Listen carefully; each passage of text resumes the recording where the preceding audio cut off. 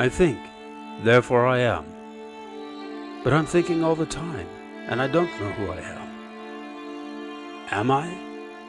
Are you? I'm in the middle of nowhere, and it's a good place to be. Welcome to Just Nowhere with Dr. Samuel Zinner.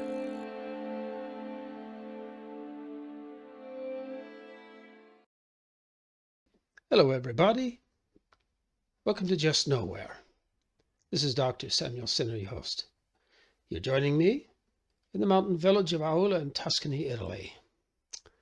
Tonight we have a very special guest, Philip Smith. He is the editor of the series of poems by Lionel Ziprin, Songs for Schizoid Siblings. He's done an excellent job editing this work. Philip Smith, also no relation to Harry Smith. Harry Smith is an important esoteric and musical figure, right, that Philip Smith has also studied and written about. Lionel Ziprin was a beat poet, and then in his later decades, practicing Kabbalist, right, in New York, and was personally acquainted with cultural figures like Thelonious Monk, for example. One of the attractions, in my view, of Lionel Ziprin's poetry is the childlike quality that we find. It's not childish, but childlike. And I'll be discussing that element of Ziprin's verse with Philip Smith. But for now, let me put on my reading glasses so I can read just a few lines from various poems to give you a flavor of Lionel Ziprin's verse. And I would preface this with saying that esoteric ideas, Kabbalistic ideas, abound in his work, but also just very universal sentiments, but expressed in a unique manner. And part of that uniqueness is always, as I mentioned, the childlikeness, not childishness, childlikeness. This book, which Philip Smith graciously sent me, thanks to the intervention of another friend and colleague, Professor James Russell, has this book is in my library now. Here has unique history. It was first sent by Philip to a rabbi in Israel, and for whatever reason was refused, and so made its way back to Berkeley, California, where Philip Smith then forwarded it to me. And so now I'm the fortunate possessor of this volume. And I read through the entire work. The poetry section runs for 299 pages, right? And then there's some interesting back material in there. But I have marked at the beginning, page 143. It's very short. Let me go there. Opened up to page 147. All right, 143. It's a four-liner. The loaf's located in the crumb. Return to where you started from. Reverse directions and you find the inner edge of outer mind. This is, I think, a very good example of the Kabbalistic mindset of Lionel Ziprin, whose father, by the way, was an Orthodox rabbi. But here what we're seeing is that Ziprin recognizes that the duality of the inward and the outward, or the esoteric and exoteric, right, is maybe pedagogically useful, as I like to say, but ultimately, right, it's perhaps a false dichotomy, right? But ultimately, the distinction between the inner and the outer fades away. And also Lionel Ziprin had a good sense of humor, and you see that on the opening of this cycle of poems, right? The very opening. If you want riches and old age, do not turn this very first page. And you can do some Google, YouTube searches, right, for videos of Ziprin reading those same 4 lines. Lastly, there's an interesting train of thought or a trope that Ziprin uses throughout his poetry, and that is a concern with time, with the nature of time. There are 3 brief passages I want to allude to. The first is on page 171, right? So he says that in the final line, right, the final 2 lines, I flipped my lid by thinking now was then, right? And so then if we go to page 178, we read in the very final line, right, that quote confounds the present with the past. So now was then. Now the present is confounded with the past. And then lastly, on page 201, the last 2 lines, you will be given chance to mend the beginning at your end. Some very interesting thoughts about time. All right, without further ado, I'm going to bring on our host, our guest, Philip Smith, asking, and I'm asking the question, how does Philip Smith understand this childlikeness of Lionel Ziprin's poetry? The childlike thing is much more distinct, I think, for some of the verse.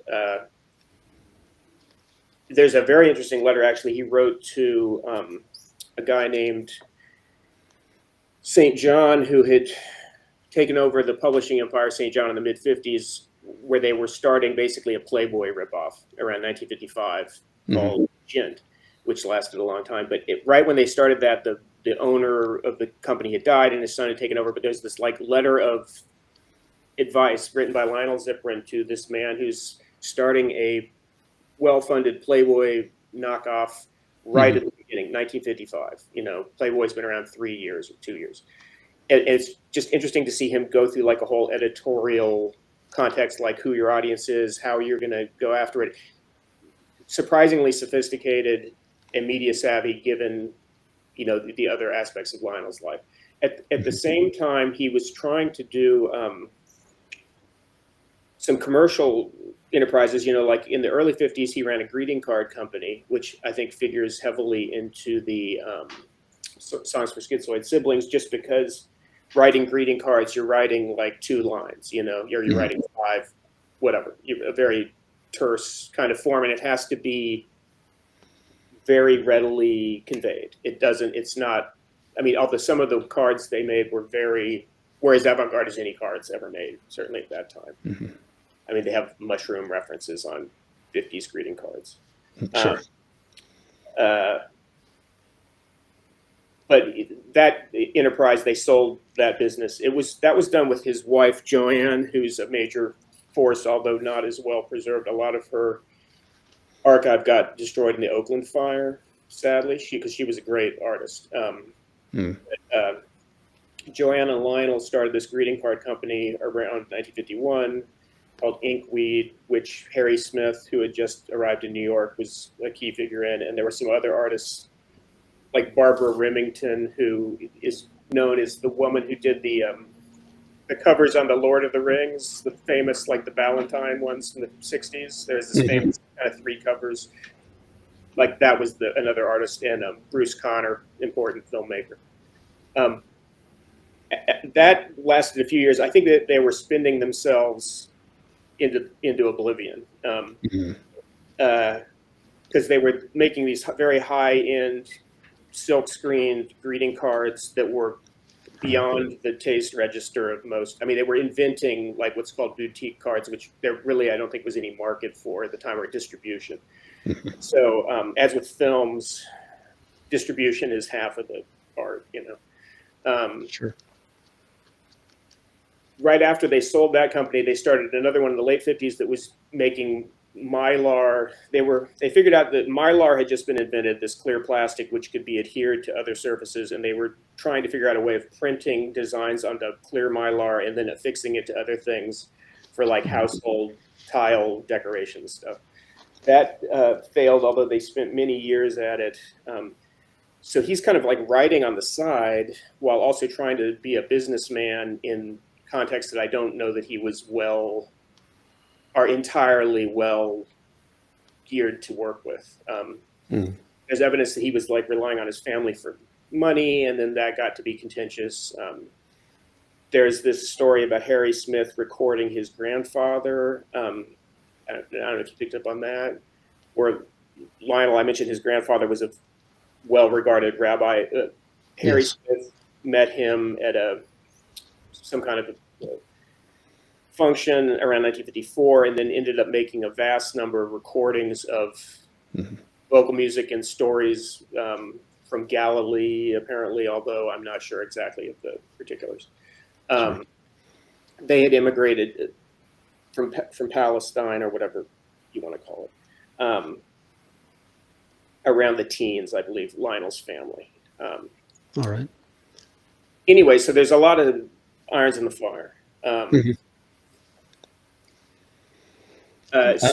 Sorry. No, and Lionel also, did he have experience in network television in various capacities? That's an interesting question. I never know Lionel to ever say anything, to my knowledge, that was just an outright falsehood.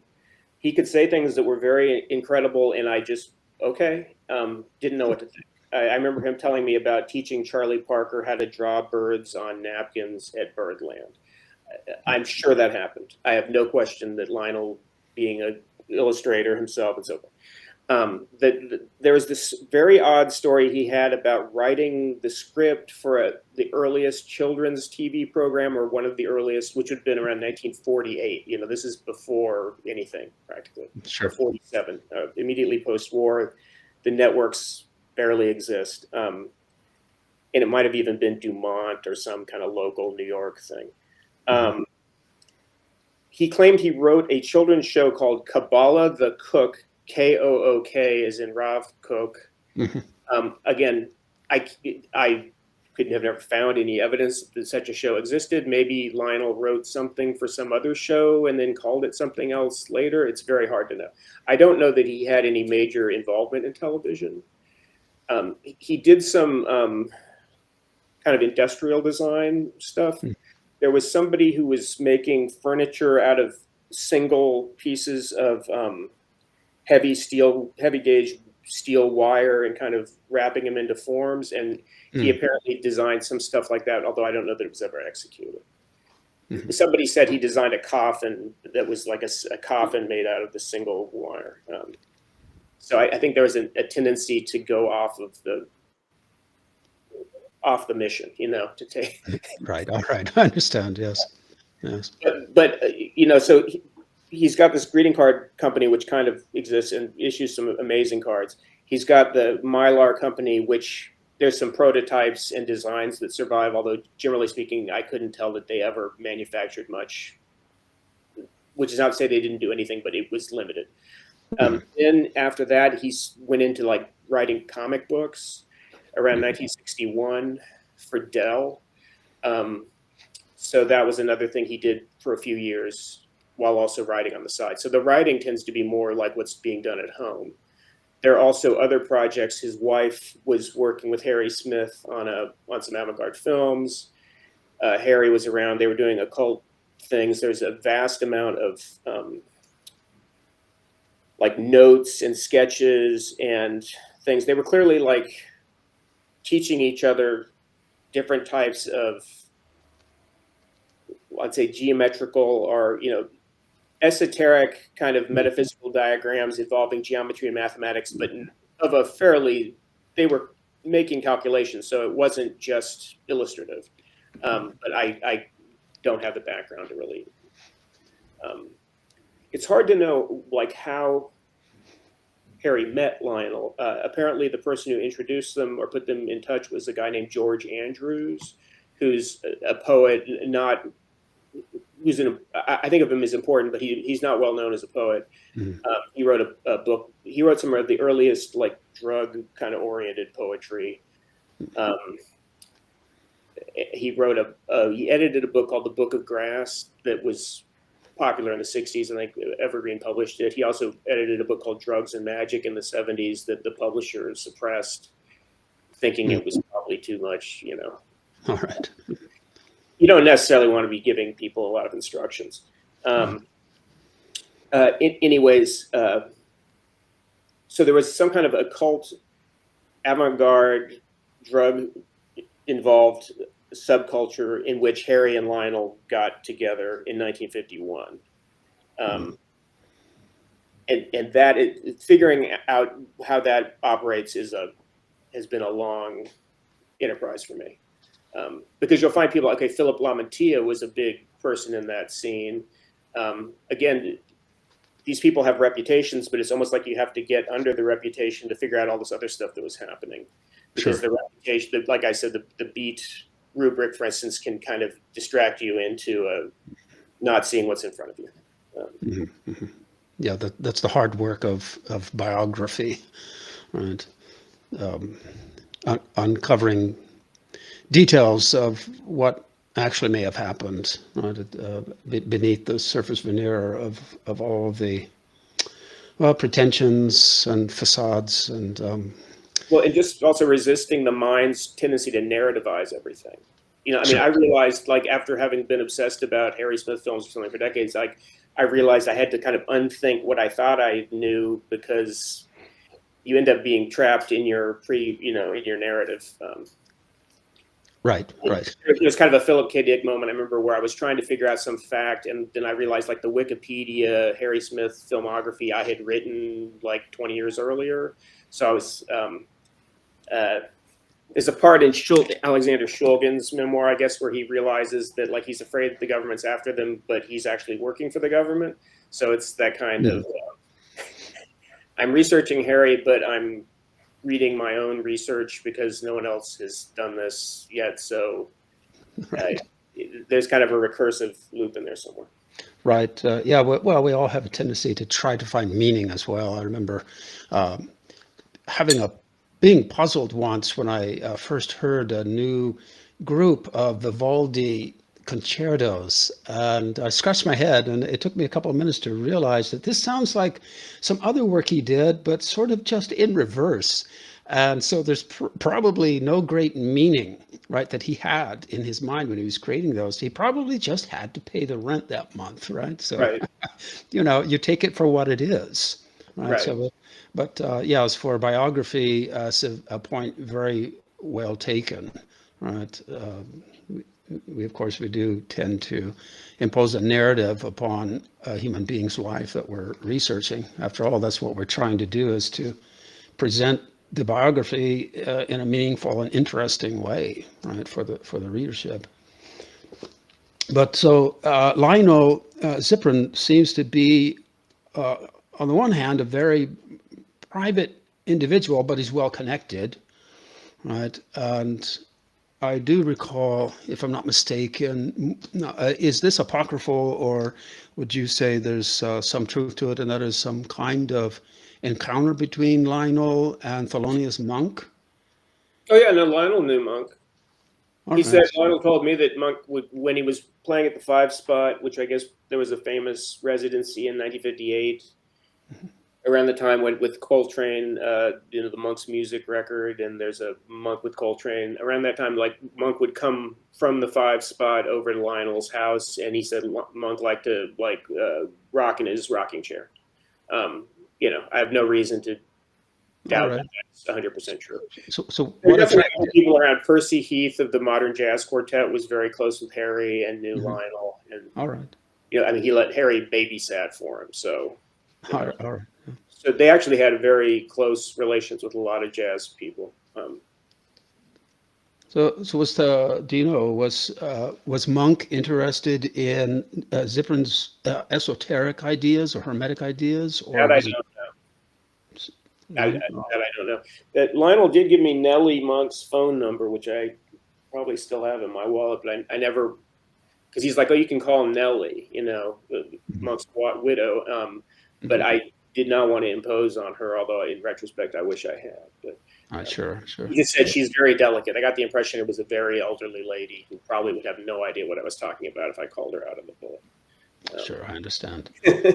Yeah, well, the question occurred to me simply because I think then of Coltrane, whom you mentioned, and of course, as you know, at some point he became very interested in, well, what should we call it? Esoterica, Right. spiritual esoterica, all sorts of, I believe, also esoteric geometry, right? Because this patterning is involved also in tempos in jazz, for Right, instance. sacred geometry. That kind of Sacred geometry, thank you. Yes, yes.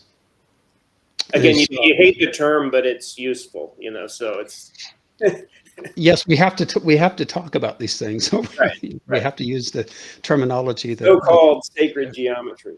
Uh, right, right. Well, it's one of those terms that just seems overused today. Right, a couple decades ago, maybe not, but today right, to me, certainly. it conveys decorativeness in a way that's not desirable. As much as I like, you know, tile Mhm, inlays and stuff. mhm, mhm. It, So, it seems kind of like recreate. mhm. Like the Bollingen Foundation. I associate it with a particular like socioeconomic stratum. Um, Right, right, right, right. as So, much as I love Bollingen books. sure, sure. Did Lionel ever get into filmmaking? Right?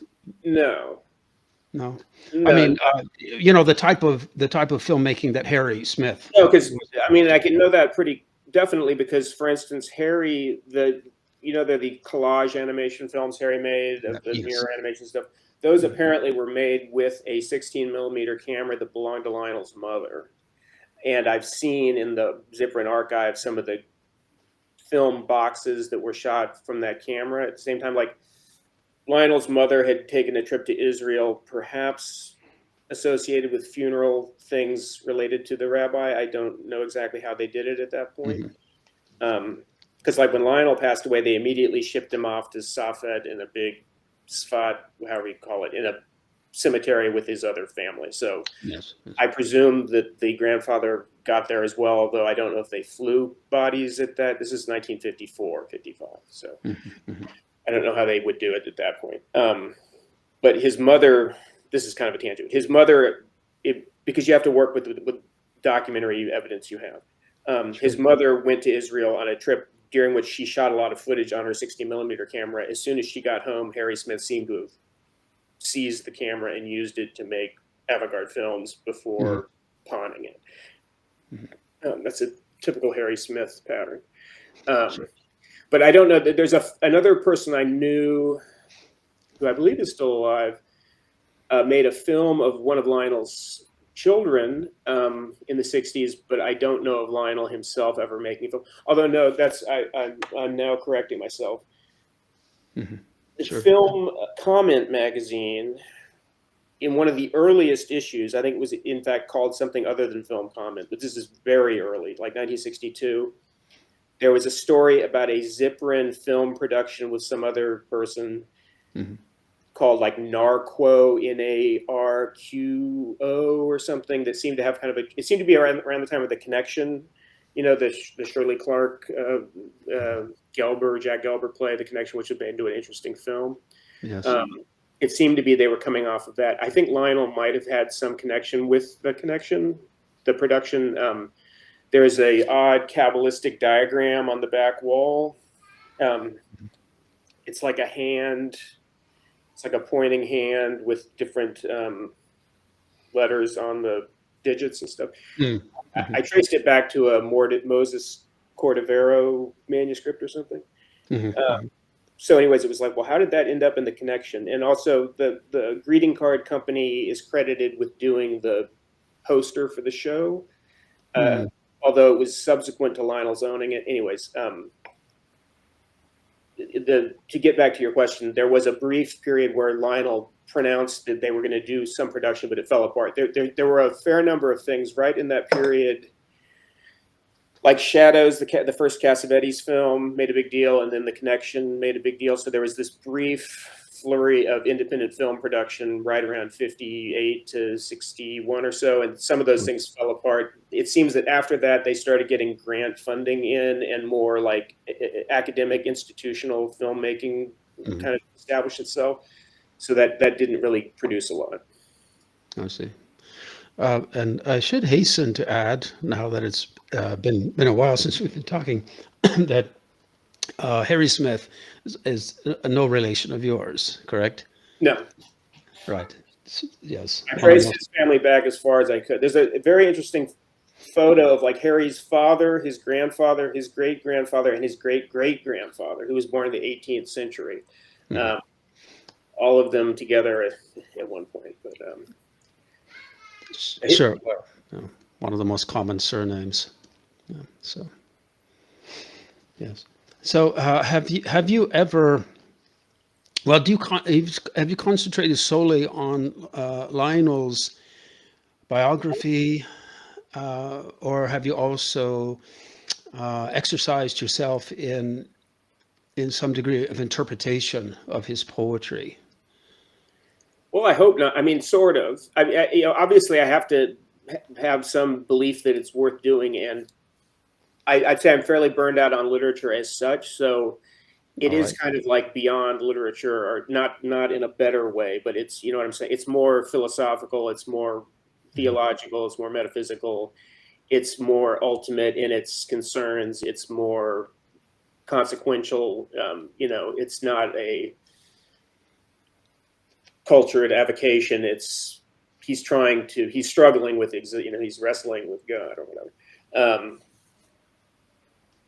As far as an interpretation, I think that I probably think of him as being hard to interpret in a characteristic way. So he's not just sui generis, but I think that the things that make him difficult to interpret in terms of his intention, in terms of where he's drawing his influence from, I think he's so meta-personalized in some ways that, to me, that's very interesting, because it's like you're aggregating it's more than one person, Just like Harry Smith's films, on one level, there are these very subjective personal things, but on another level, he's just pulling in this whole like 19th century Victorian id thing that's, much wider in its implications. And they're also late surrealists in a sense.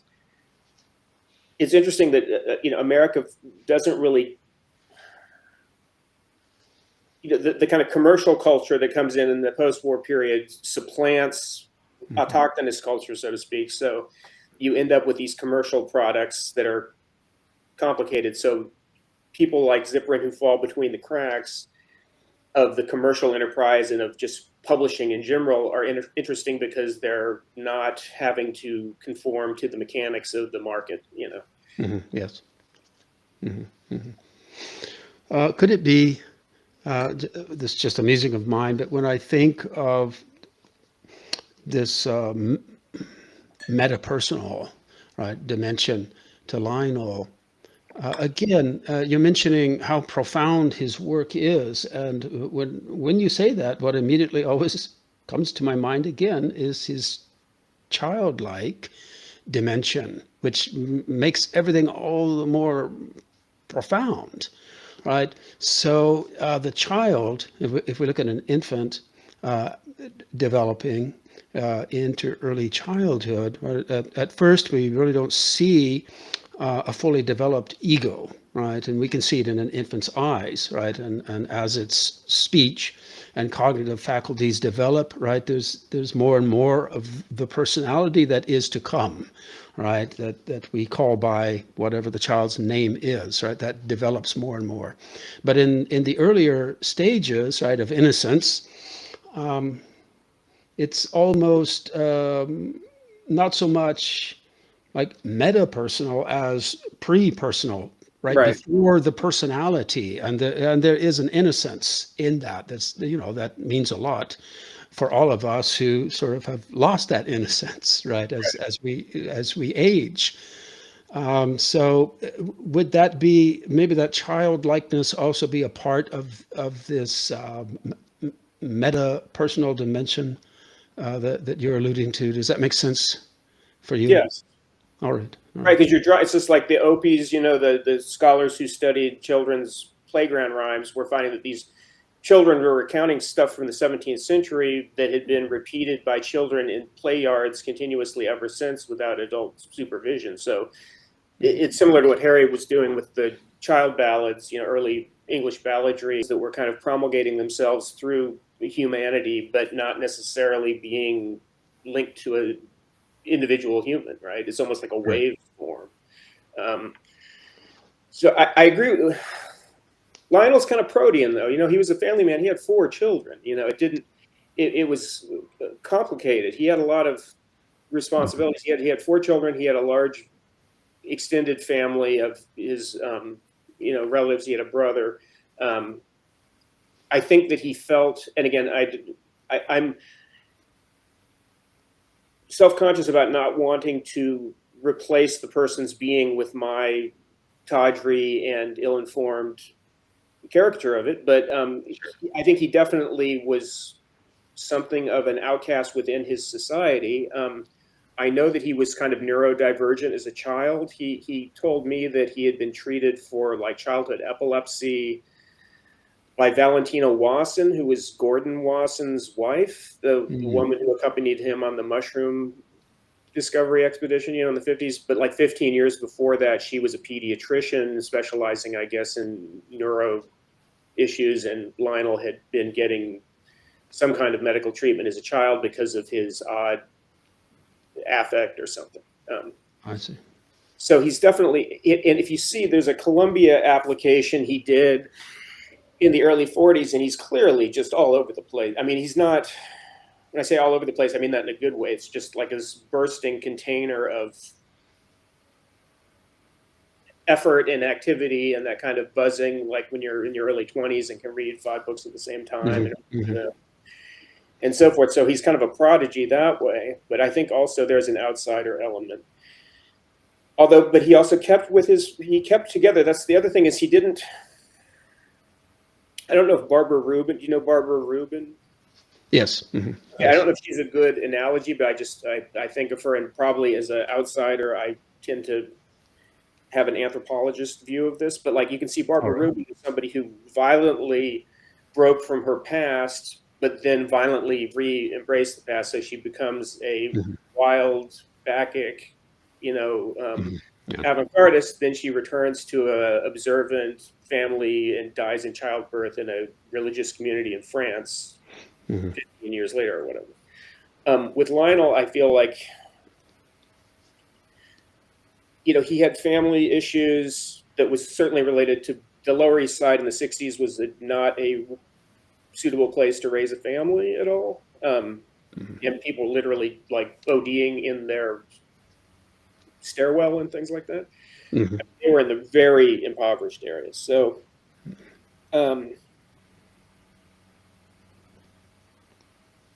he did apparently re-embrace a more observant identity subsequent to like kind of the dissolution of his own marriage. He was kind of left on his own. He then had to take care of his mother, who had some issues and required basically attendance. And so,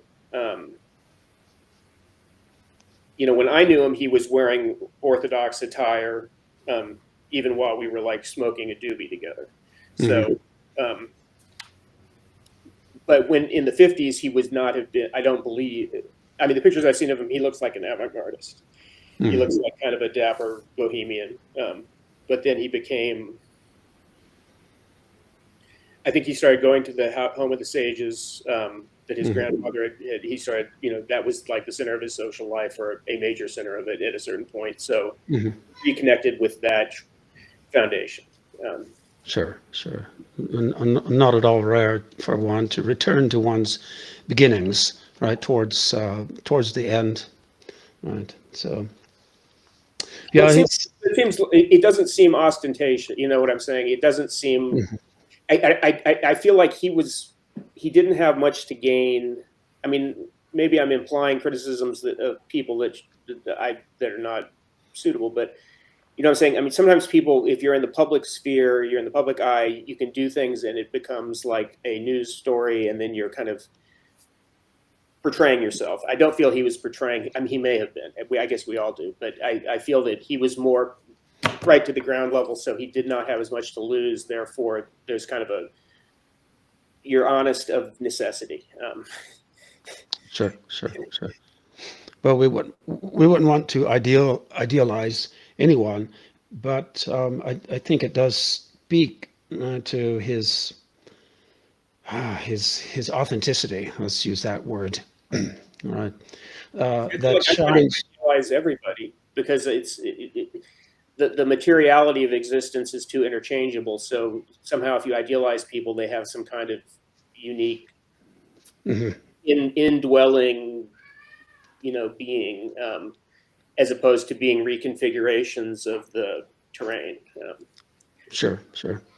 Sorry. Well, yes, and then there's always the problem of when one reads poetry, or let's say when we read Lionel's poetry, that we can tend to project something of ourselves into it, right? But I still would say that I really do get a sense of his authenticity, his childlikeness, right? When I read his poetry, right? And I think there's some objectivity in my approach because, right, I don't find those qualities, at least not in the same purity and degree, right, in myself that I find in his work. But it's really powerful. I think it's a really the volume here, songs for schizoid siblings, his poem cycles.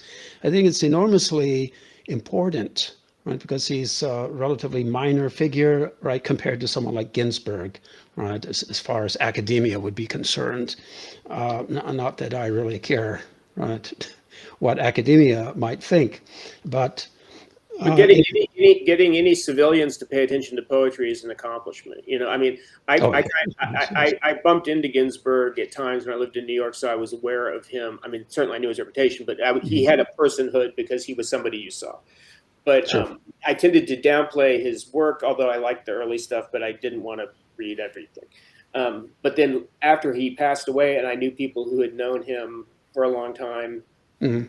I read his biography, and I had much greater appreciation just for all of the work he did beyond being a poet. Sure. Mhm. Um, Well, his poetry is just simply a markedly different, has a markedly different style than Lionel's. That's for sure. The childlikeness, yeah, right, and also Lionel has a greater grasp on his Judaism, I think, and especially the esoteric elements than Ginsberg had. I would Even say though, no question to the extent that I have any ability to opine there. But yeah, I mean, I would definitely no question. That's yeah, why it's been kind of frustrating to try to get an audience for this, because I thought it would be very obviously of high interest, within kind of the hip Kabbalist community or whatever. But I guess I misjudged. well, yeah, all of these types of projects take a long time, right? For Yeah, sometimes for 20 this years from now, interest. it may have more resonance than. Yeah, and well, I have the book thanks to you, as I say. It's one of the more interesting books in my library, right? As I said, you sent it originally to a rabbi, I believe, in Israel. It didn't He get wouldn't take accepted. it. So they would take it, and so you sent it to me, thanks to our mutual friend James Russell that you mentioned, and here it is in Aulla, Italy. Um, and so I did read through it, and I've marked it up, right, in a nice way. But there were a lot of lines where I put little stars and reference points, and maybe I will write an essay of some length, right, and maybe do what I can do, right, to spread knowledge of his would be of interest to, as you call them, the hip Kabbalists, or if any, yeah, right, right. Well, there's a lot that you know, yeah, there's a lot that jumps out at me. For instance, right, he has what, maybe a handful of full, what would we call them, acrostic poems. A is for this, B is for that. A is the aether that anchors the ark. B is There the you bloom go. that brightens the bark. Right, and G is the golem. It Right. gnashes the gate. Yeah, oh, excellent. Yeah, well, you're certainly farther along than I That am. one made a huge impression on me like 20 some years ago. That was one of the few ones I could see before I saw the whole manuscript. And All right. I particularly like the end, which is Z. Y is the yoga, that yoni is the yin, Z is the zygote, the zooid's the zen. Yeah, incredible wordsmithery there. I think, here, help me out on this. I think there might be more than one influence in the genre there, right? Right. So I think there are a lot of these folk songs, folk poems in different cultures where we have that formula. A is for Right. right, B is for, and you plug it in. But I also think that there may be, or I suspect there may be also an influence from the biblical acrostic poems, right? Mhm. So especially in the Psalter, the book of Psalms, right? Mhm. So the first verse will start with the letter Aleph in Hebrew, the second verse start with the second letter Beit, etc. So maybe there's that dual influence. And also I noticed in one of the poems, I think clearly discern this idea from Kabbalah, which not all Kabbalists even really get a grip on this, right? But it's the idea that it sort of overcomes the binary, or the contradiction between the esoteric and the exoteric, Right. right? Right. So you get beyond that, right? Because a lot of Kabbalists, they're going to privilege the esoteric. I think it's neat, cool, enlightening, or something, and they denigrate the exoteric, the plain, Right. the obvious. But the mature Kabbalist, right, is going to see through that and recognize that they're really the same thing, right? Right. And so Lionel was certainly one of those mature Kabbalists, right, in this respect. So I think there would be interest, right, in his work on the part of what we call it these days, Jewish studies, right? In a university setting, it's so. Oh, he's a slam dunk as a PhD subject. I mean, it's Mhm, mhm, mhm. Yeah, well, it would. he's substantial, because sometimes you'll find people like, oh, there are other people as a kind of obscure material dealer. I've have customers who are looking for certain people who are contemporaneous and who had a certain amount of writing, but I've never heard of anyone who had as much unpublished material that was actually finished, thoughtful, covered as much time, was as uncompromised by kind of exterior exigencies. There's a tremendous amount of substance there. What about his humor? I saw a video online. He's reading the first brief poem in this series, right? The Songs for Schizoid Siblings, and you can see a twinkle in his eye, Oh yeah, right? Just sense of humor, and certainly a personality there too, right? oh, So he was incredibly charming. yes, yes. And well, this But also cycle, lively in a spiritual way, like a lively wit, but it's not simply obsessive, OCD, compulsive. It doesn't have that sadism aspect of some humor that's very kind of attempting to diminish. It seems generous on an elemental level. Mhm, mhm. Well, Not as that I he, say, yeah, this definitely had that twinkle in the eye, and it's that very charming combination of humility together with this justified pride in what I am, what he is. I mean, this way of thinking. He's not he's not extinguishing his personality, right? That's using it, and he has the twinkle in his eye, right? And it's there with this childlikeness and humility, just extraordinary. it's also protean, like Adam or something. It's childlike, but in the sense of not immature. I mean, it's very direct. Like part of the thing is, I just feel like he is very geared to things that are consequential, even though there's a lot of frivolous verse in this lengthy collection of short, children's poems.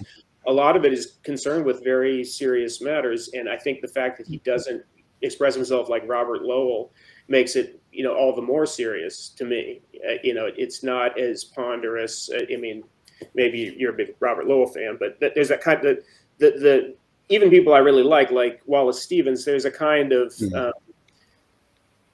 mean, Ginsberg talked about it. There's this kind of sinkhole of mid-century depressiveness. Like a lot of poetry falls into this depressive, spiritually dead thing, and it's amazing how lively and attached to being Lionel is, as well as to thought and culture, but at a much wider range of temporal references. I mean, I think I noticed a few, like he mentioned Sputnik and things in the Songs for Schizoid Siblings, which is very contemporary, and he's very conscious of nuclear annihilation. There's some strontium type of references. Yes.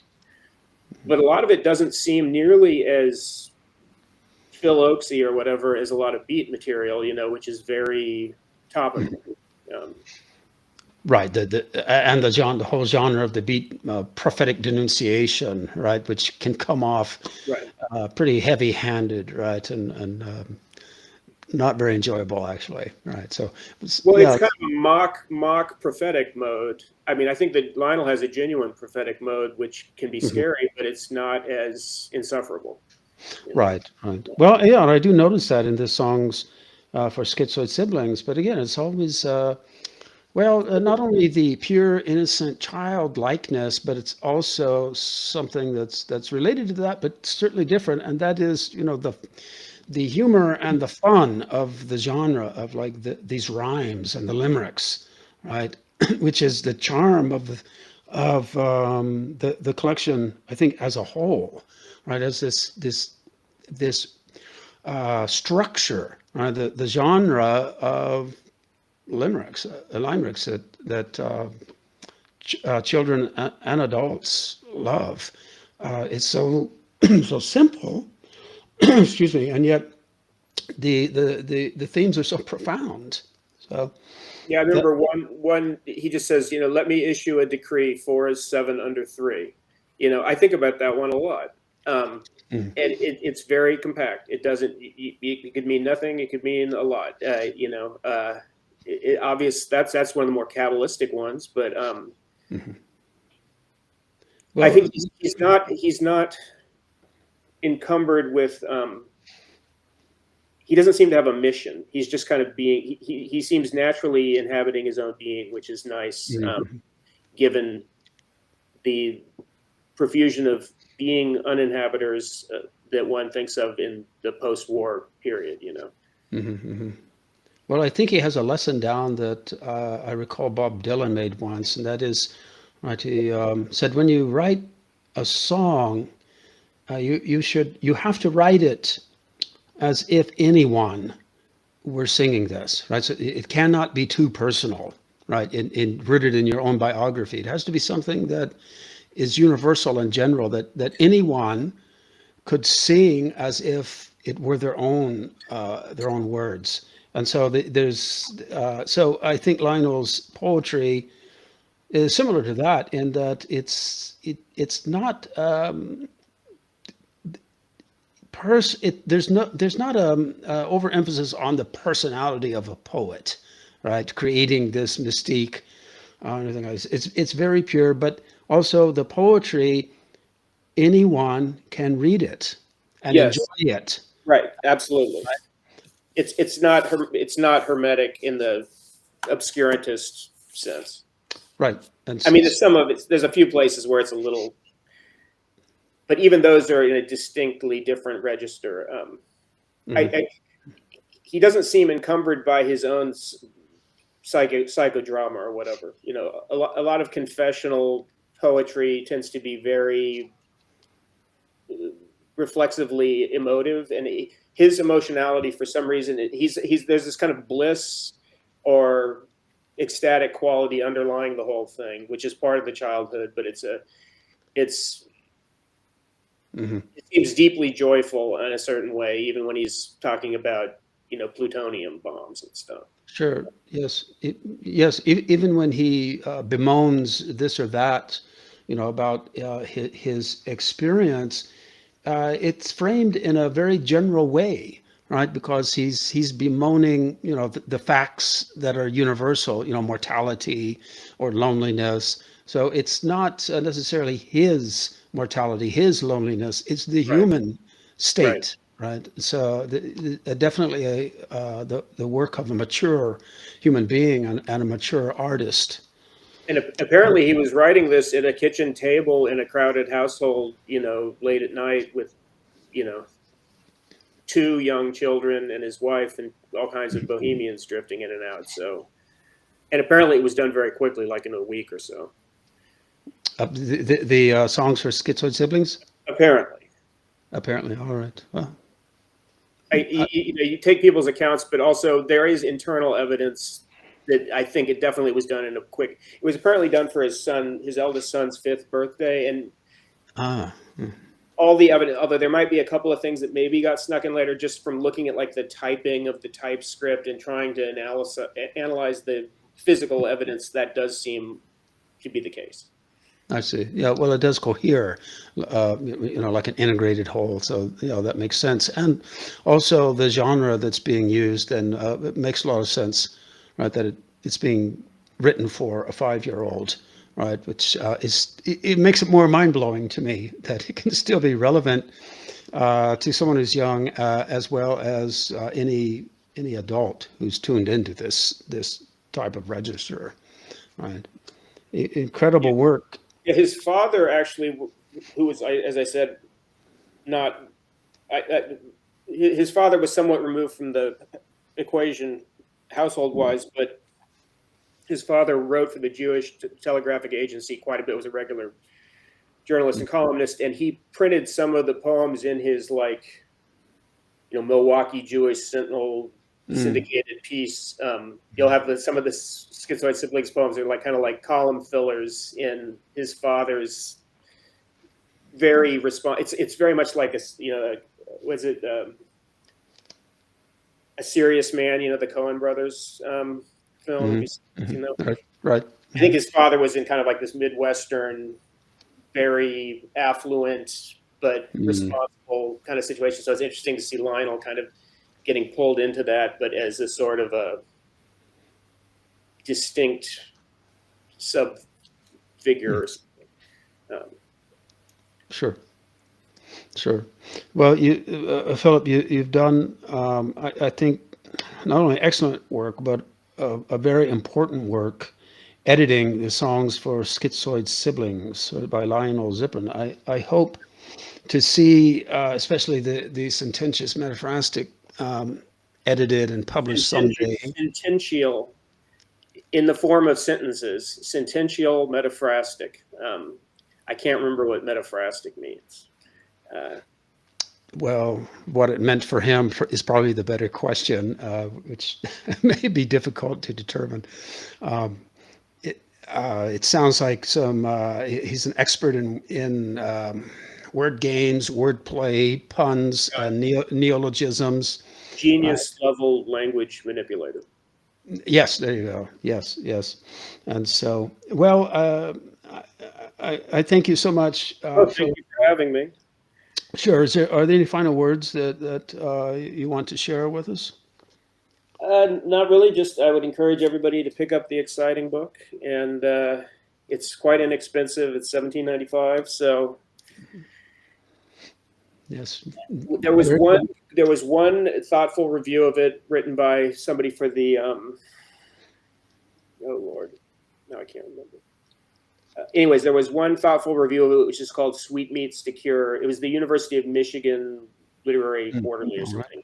But it has had one thoughtful review, and that's worth looking into, just because that person kind of got it. It's almost initiatic. Like once the person, the five people who get it are running around, Well, trying to spread it.